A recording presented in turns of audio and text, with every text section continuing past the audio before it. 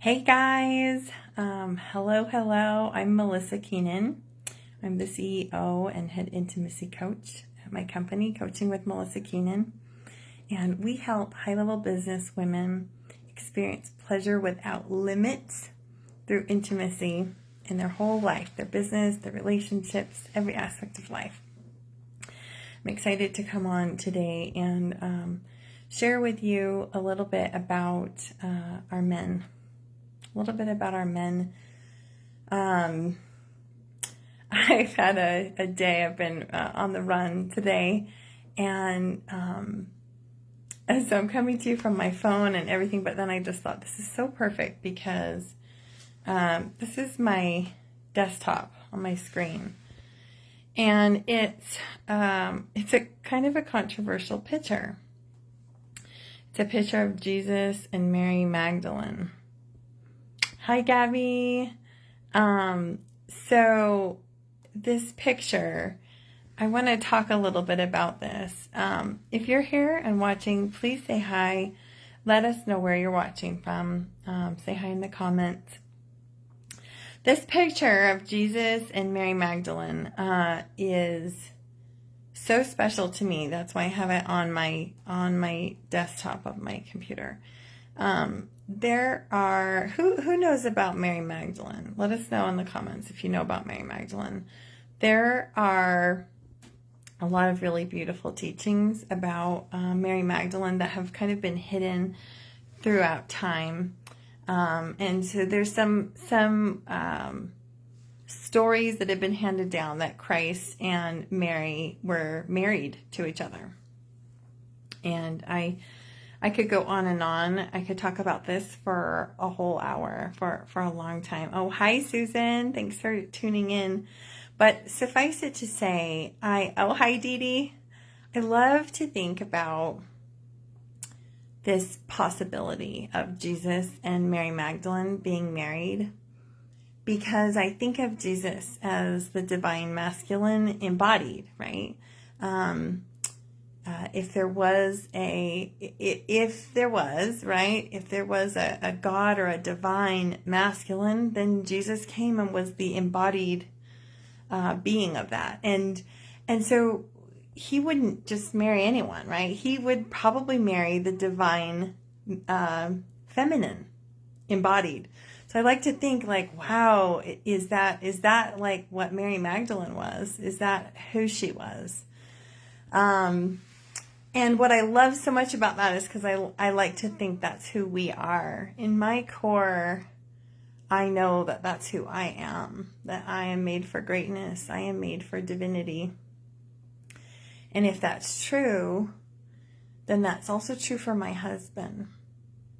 He is made for greatness. There is divinity in him, right? And so what do we do if that's the case? I'm giving you a lot of ifs, right? But it gives you something to think about, doesn't it? It's like, oh, wait a minute. Like, what if it were that?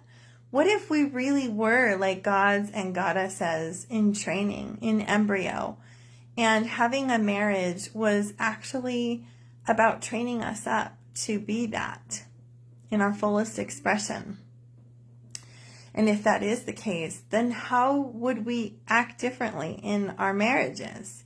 How would we be being differently in our marriages?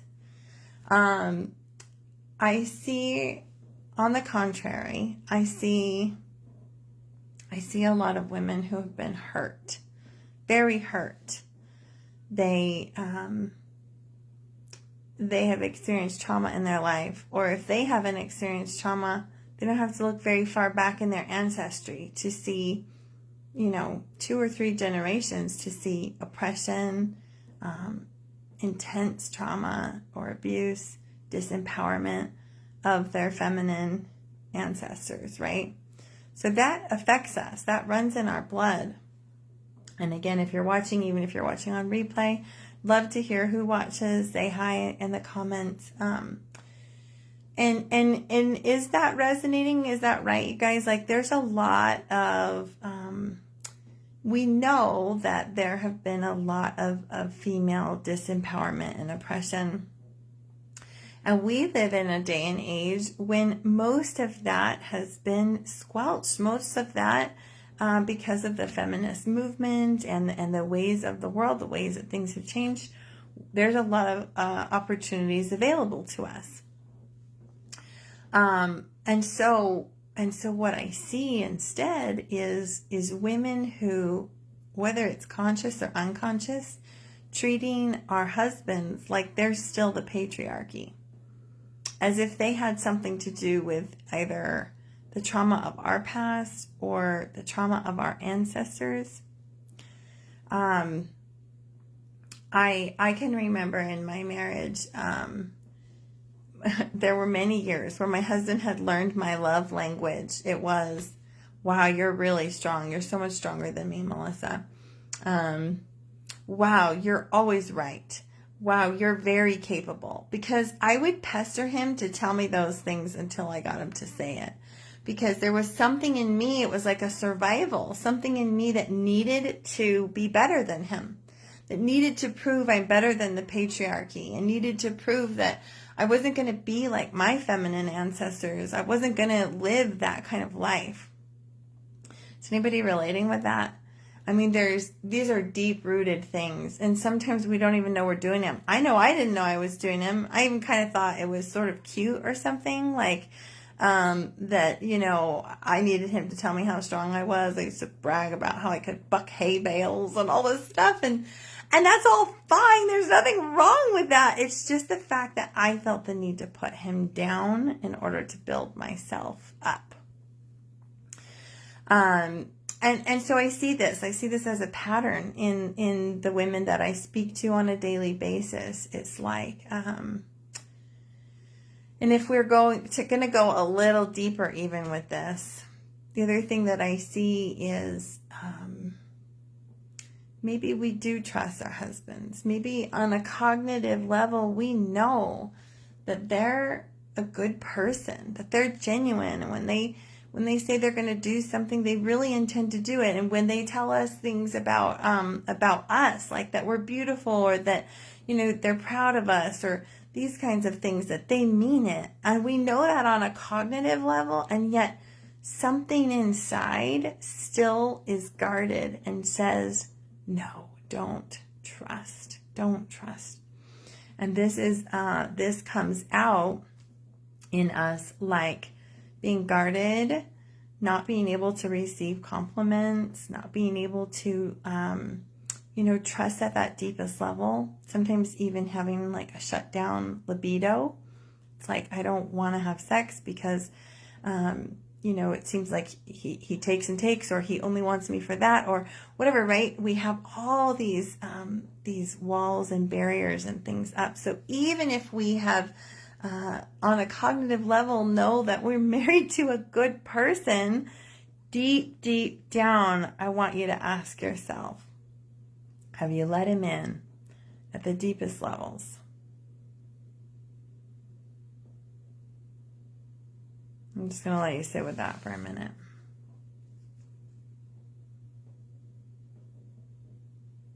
Because if not, he can feel it. And if not, how is that affecting your life? How's that affecting your marriage? Yeah, Susan, thanks for sharing. Raised to do whatever because dad wanted boys. Yeah, that would mess up your masculine feminine identity for a long time till you heal it, right? I know, same for me. My uncle, and many of you who've been here for some time have heard me say this before, but my uncle, when I did a good job, he would slap me on the back as hard as he could and say, "Good man." That's how I grew up. I was raised by my aunt and uncle.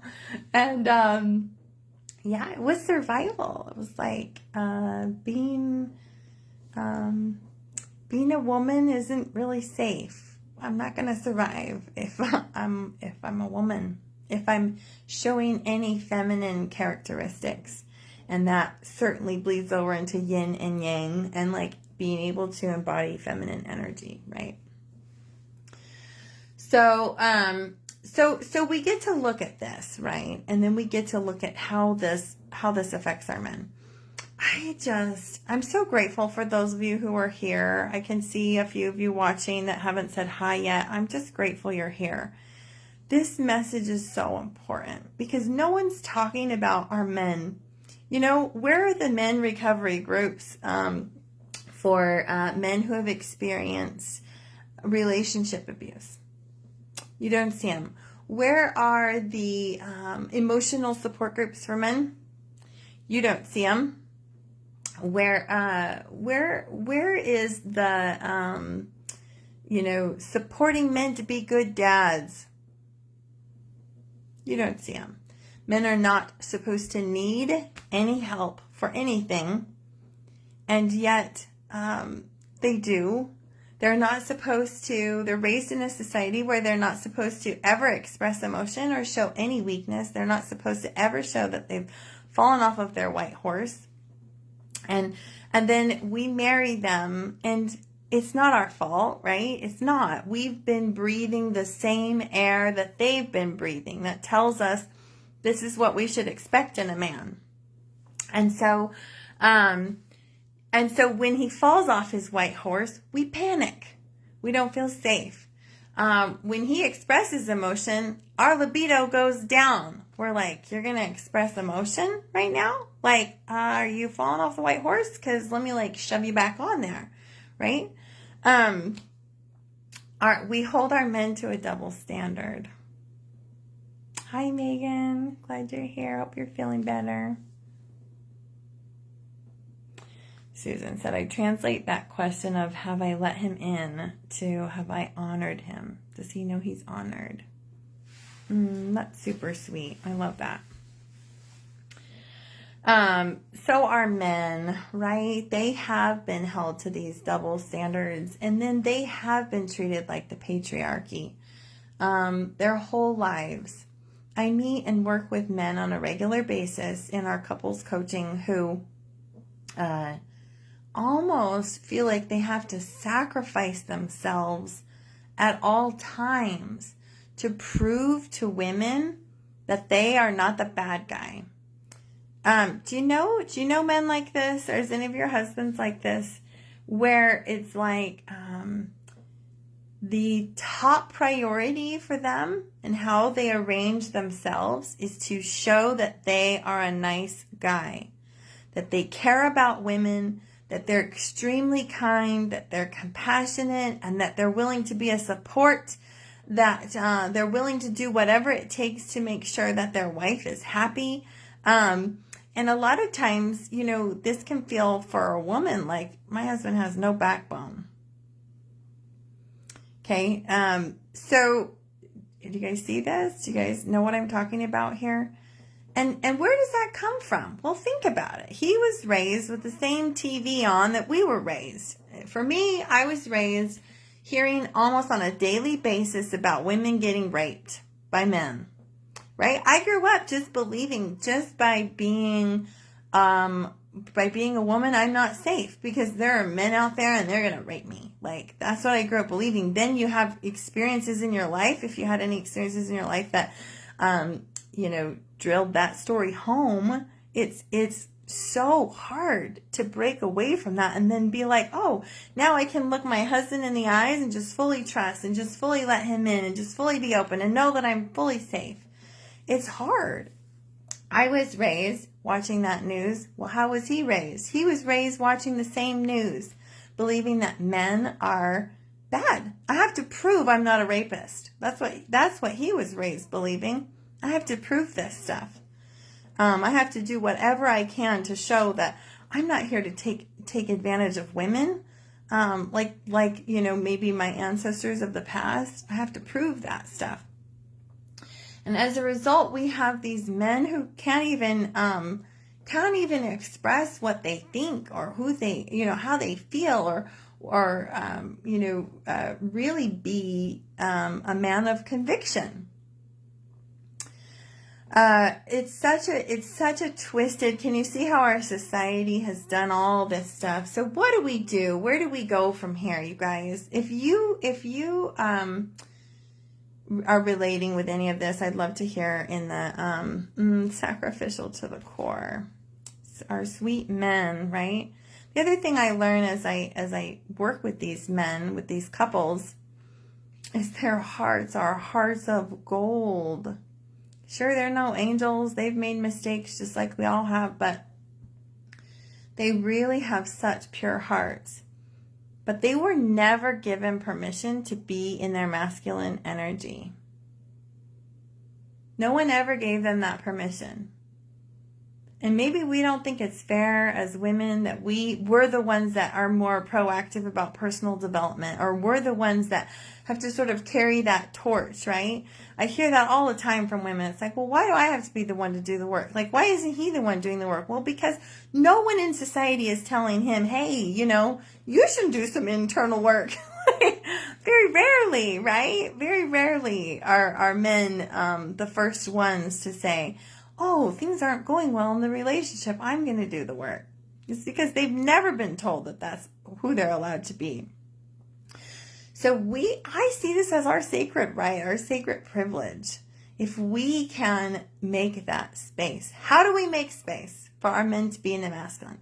For our men to step in, and when I say be in the masculine, I'm talking about them stepping into their God self. How do we make that space for them? Let me tell you, it's through embodying our own feminine. That's how we do it. We step into our own divine energy. We listen to our intuition. We feel sovereign and whole within ourselves. And then we can relate with them, and we can share with them, and we can make this beautiful space for them to be human, for them to have room to fall off their horse and get back on again, because they will. Our men need this so badly right now. I just was watching some TV with my kids a couple of weeks ago, and there's this cute little sitcom on the Disney Channel. I can't remember what it's called, but I know you guys are moms. You've probably seen it. It's the one where the two best friends lived next door and one had cancer. Anyways, I can't remember what it's called. Such a cute show. But after I watched a little bit of it, I realized that the men were all stupid. You guys notice this on TV? The men in sitcoms are all portrayed as total airheads, so dumb. The boys, the brother in the show, the two brothers, it's they're aloof. They have no idea what's going on. They make comments that don't make sense.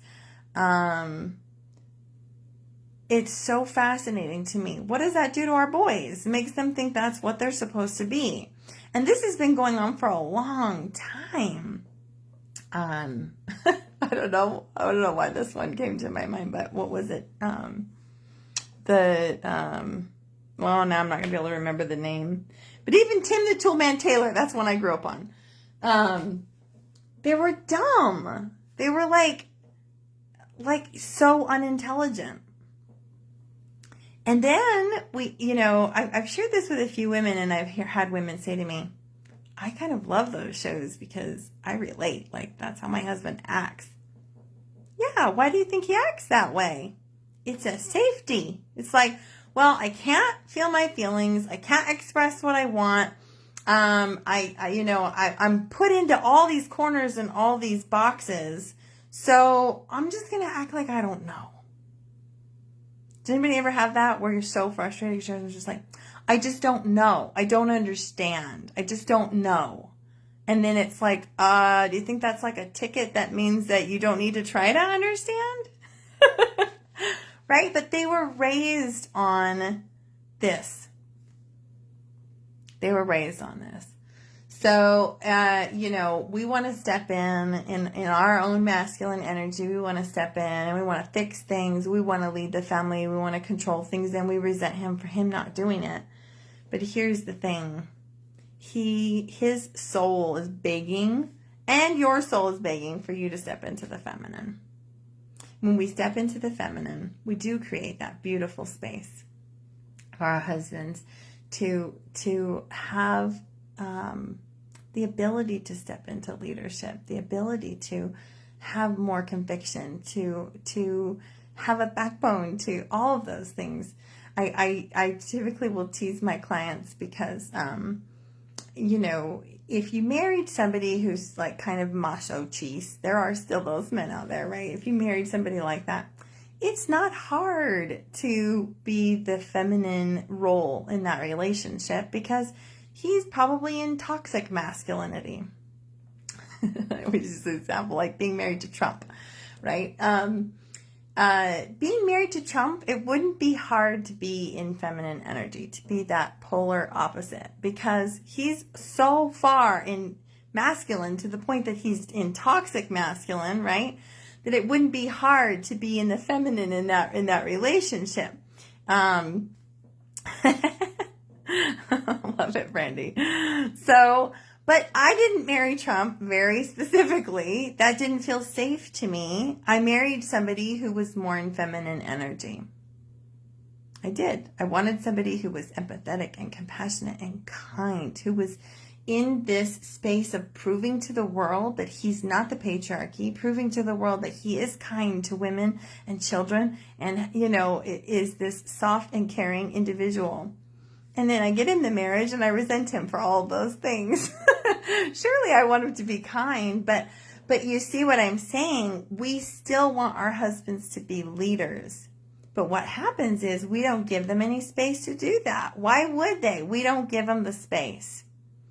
So now it requires us to go into the depths, to really explore our feminine.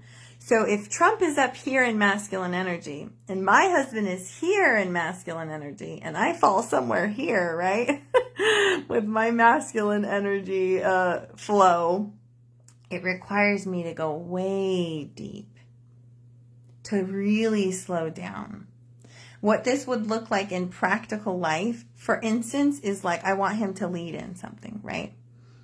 And I have to wait. I just have to be patient rather than just jumping in and doing the thing. Maybe it's like, hey, I don't know. How are we going to solve this problem with our child or something, right? Then I have to wait. To get still, I have to feel my feelings. I have to go in and do all the feminine energy things. And when I do that, he comes forward. And he comes up with some solution that I'm like, I would have never thought of that. That's so brilliant. If I would have done it, I would have probably just plowed in like a bull and messed things up. So this is such a gift to us. Especially strong female entrepreneurs. It's such a gift to us to get to slow down, to get to go inward, and to get to create this space for our men to stand up and stand into the space as leaders and in their own masculine energy. And it's pivotal. For me, there is no glory in only me growing and experiencing my heart's desires and having all my dreams come true if my husband is feeling disempowered all along the journey. There's no joy in that for me. You guys relate? It's like I love that, my husband would be willing to do all the dishes, the laundry, be the stay-at-home dad. He would be willing to do that if it meant fulfilling my dreams, because he's learned how to be that kind of person. Sacrifice to the core, right? But would he really be happy at the end of the day? And could I really be happy if both of us aren't thriving? So my friends, this is exactly what I help women with. We start by working with you, working with your heart, working with whatever trepidations you have to fully receiving your husband. And we help support you so that you feel glorious in your divine feminine energy. And then sometimes we also work with your husband. We bring in that beautiful balance. My husband works with our men clients, our husband clients, and helping them to step into their masculine energy in beautiful ways, helping them to understand who their God self is. That matters too, right? I want both of us. I see both of us as key players on this planet. We both have a mission, not just me.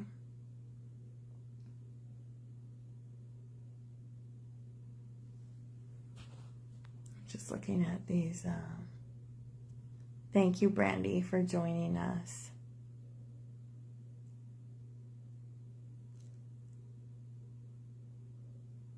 No, it's great to feel just as good as your husband, Dee Dee. This isn't about worth. Actually, the point is that we're both just as worthy. Absolutely. But the need to make tally marks says to me that there's some threat around the patriarchy still showing up in your marriage, right? Like, is mine as good as his? Like, did my income make as much as his? Right? Because is that what we want? No, we want to be a team. We want to be that divine masculine feminine, like two flames, our souls dancing, intertwining with each other. Two flames together, working on a goal that they have set together where they're co-creating side by side, way more powerful than me trying to hit my tally marks and him trying to hit his tally marks over here, and we're both working by ourselves. Way more powerful. The whole as the goal. Beautiful, Susan. So if this is speaking to you and this is something that you know that you want to step into that next level with, that you know you want to be a co-creative partner with your spouse, you know you want your husband to be able to radiate and shine the same way that you've been given permission to radiate and shine, to thrive together. Then please reach out to me. Send me a DM. I'd love to hop on a call with you and just help you identify what your next steps are. If we haven't done that yet, I'd love to meet you and help you identify that and help you really step into the reality of your divinity and create that space for you to do the same in your marriage, for you and your husband to do so side by side. Okay, love you guys. Bye.